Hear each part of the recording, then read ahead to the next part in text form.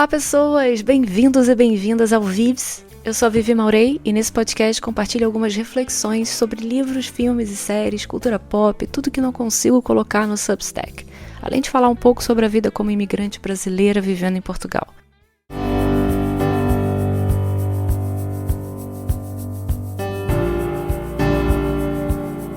Pips, eu terminei de ver Andor recentemente. Eu nem vou entrar aqui no mérito da série e da maravilhosidade que é tanto o roteiro, quanto os personagens, quanto os diálogos, a direção, a produção. Vejam e experimentem, porque vale muito a pena. Mas depois que eu vi as 2 temporadas, eu fiquei pensando numa coisa específica que eu achei válido trazer pra cá, como discussão aberta, tá? Eu não quero que ninguém venha depois me xingando e falando, ai, você viu errado. Calma, gente. Eu peguei uma reflexão que não necessariamente traduz o que tá na série, mas que eu acho válida como debate, tá? É por isso que eu trouxe pra cá. Todo mundo que já viu alguma coisa de Star Wars sabe que existe uma luta eterna entre os rebeldes e o Império. Normalmente nos filmes e nas séries a gente tem contato com os dois lados. Nos filmes até são mais maniqueístas e nas séries a gente vê um lado mais cinzento de todo mundo, do bem e do mal. O que eu acho ótimo. Eu não acho que seja uma quebra de narrativa, nem do universo e muito menos uma quebra da criação original, sabe? As séries por si só já têm uma linguagem diferente dos filmes e pedem, até pelo formato mais novela e pelo tempo dedicado em tela para cada personagem, ou núcleo de personagens, mais nuances e complexidades de cada um. Pra mim é óbvio, mas tem gente que se incomoda. Não vou falar nomes. E complexidades geralmente pintam os personagens de cinza. É inevitável. O que é excelente, na verdade, porque é inverossímil e nada contemporâneo tratar todo mundo que é bom como bem imaculado e todo mundo que é mal como o diabo encarnado. O quanto antes a gente aceitar que as narrativas atuais não vão mais se agarrar aos heróis clássicos, apolíneos, melhor pra todo mundo, vai. Dito isso, a reflexão que eu tive comigo mesma, que resolvi trazer pra cá, foi o quanto que cada núcleo de personagens da série Andor, e principalmente os líderes da resistência, são de certa forma pequenos impérios. Calma. Não me crucifiquem ainda. É só um exercício de filosofia pra gente pensar, galera. Não me matem. Vamos lá, fiquem aqui comigo. Cada grupo tem uma espécie de império próprio, a partir do momento em que precisa lidar com regras autoritárias e situações de obediência militar e nada democráticas para que as ações sejam concluídas. E mesmo que essas ações estejam visando a derrubada do grande império do mal, entendem? Claro que a gente pode ir para um caminho de hierarquia militar e sempre vai ter soldado que precisa cumprir ordem de forma cega e ter confiança na liderança, blá blá. Mas vejam bem, o que eu estou trazendo aqui vai muito além dessa camada óbvia. Então eu não vou entrar nisso. Eu estou trazendo uma questão do quão curioso que é, em momentos de autoritarismo mor, que é o caso do Imperador Sith do universo de Star Wars, cada grupo adotar para si um imperador próprio, mesmo que circunstanciais, que vai dar cabo do plano para se conseguir um futuro democrático, só que sacrificando valores socialistas e democráticos enquanto estão agindo, entendem? Existe em um dado momento um paradoxo de rebelião autoritária, que para combater o imperador e o autoritarismo, a rebelião precisa temporariamente agir como ele. Olha que doido. O Lúthien, que é um personagem riquíssimo de nuances, meu Deus, que personagem genial. Ele, por exemplo, é o arquétipo desse paradoxo. Ele sacrifica aliados, manipula pessoas, ele mente, ele decide unilateralmente o que é necessário para o bem maior. Porque ele se julga mais inteligente e capaz de tomar essas decisões por todos.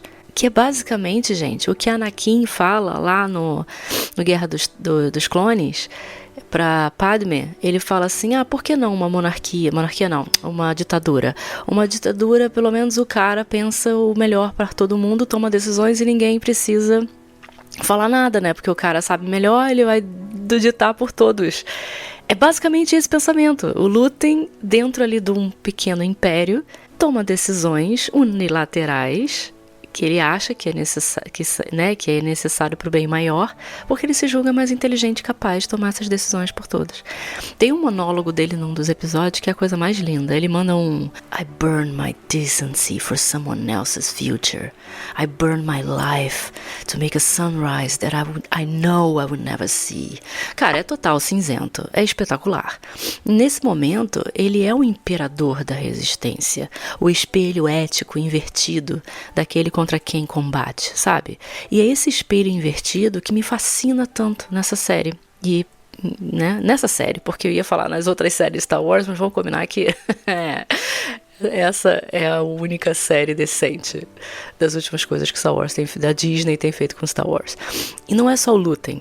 Cada núcleo da rebelião, o Sol Guerreira, a Mon Mothma, Vel e Cinta, todos eles fazem parte de um micro-império com as suas próprias regras autoritárias. Todos falam de liberdade, mas exigem uma certa disciplina, obediência e sacrifício cego, sem questionamento, e dizem que isso é que vai manter a ordem na rebelião e que é um preço necessário para que a revolta não se destrua por dentro. Eu tô exagerando um pouco aqui, tá, gente? Nem todo mundo, eu sei que é o tempo todo exigindo sacrifícios e obediência cega. Né? A gente vê que alguns desses núcleos até têm uma certa construção de confiança, baseado em confiança mútua, então não é bem o que eu tô falando, mas para o bem da minha narrativa aqui...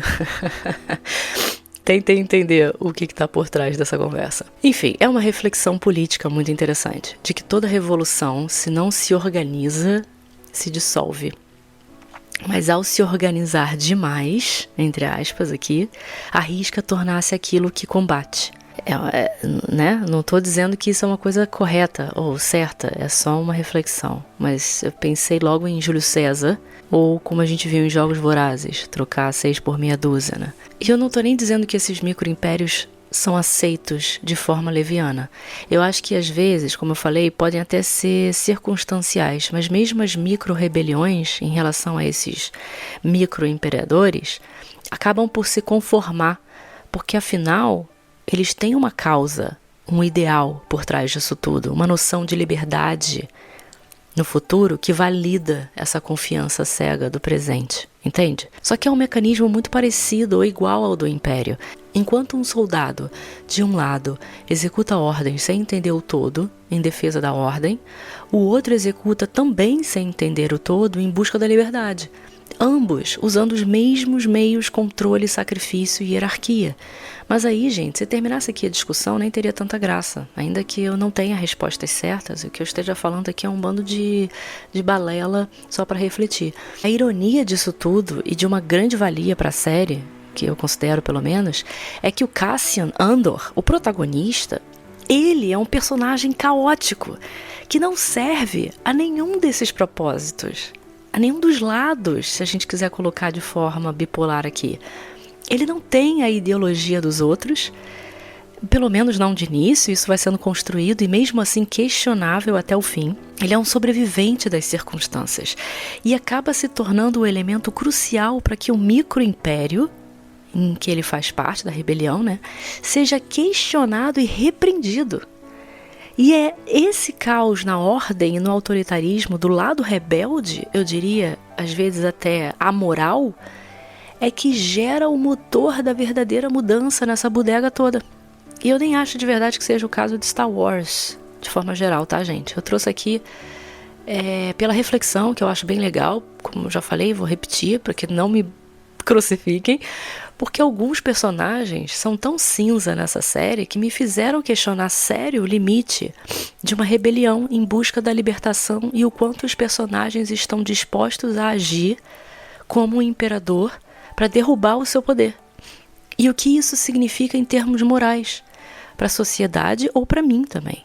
Onde eu me vejo e me encaixo nessa história toda, entende? Ou se eu concordo ou discordo, eu acho mesmo importante a gente se questionar essas coisas para conhecer os nossos posicionamentos e inclinações políticas. E a única coisa que eu consegui enxergar melhor em mim, depois dessa reflexão toda, é que a ideia de repetição do império travestida de libertação me amedronta e apavora quase tanto quanto o Império declarado.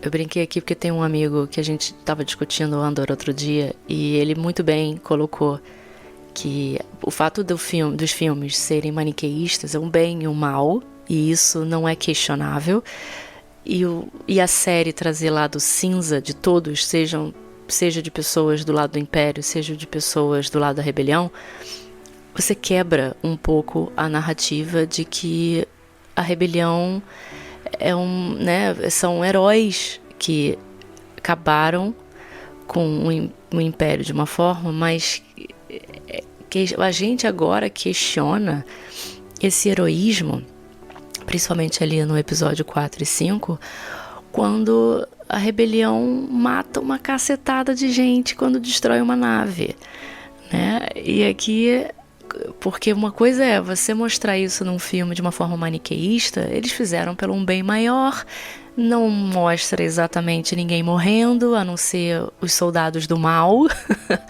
e você fica, yes, matou todo mundo ruim, que legal, o mundo agora é mais bonito, e não é bem assim, né, gente? E quando você mostra o lado cinza, você abre para esse tipo de questionamento e conversa, que é milhares de pessoas estão ali, tipo o cientista no Andor, né, o pai da protagonista lá do filme, do Rogue One, que estava ali fazendo de alguma forma o bem, como ele enxergava o bem, que é o que eu posso fazer para ajudar a quebrar esse merda desse império. E muita gente morreu que poderia estar pensando igual, não é mesmo? A partir do momento que a gente bota os personagens com holofote em nuances, isso está fadado de acontecer. Então, por isso que tem filmes que usam de instrumentos, de ferramentas maniqueístas para que isso não seja questionado, para que o herói não seja questionado. Mas aqui em Andor e Rogue One, e é por isso que eu acho que torna tudo de Star Wars muito mais complexo e bonito. Eu não acho que estraga, eu acho que acrescenta, mas é sim, de fato, uma mudança na narrativa. Isso a gente não pode negar. Espero que vocês tenham gostado desse debate filosófico sobre Andor e Star Wars. E, pelo amor de Deus, não me crucifiquem. Eu sou do fandom de Star Wars, tá, gente? Eu adoro. Então, pelo amor de Deus, não me matem. Até o próximo episódio.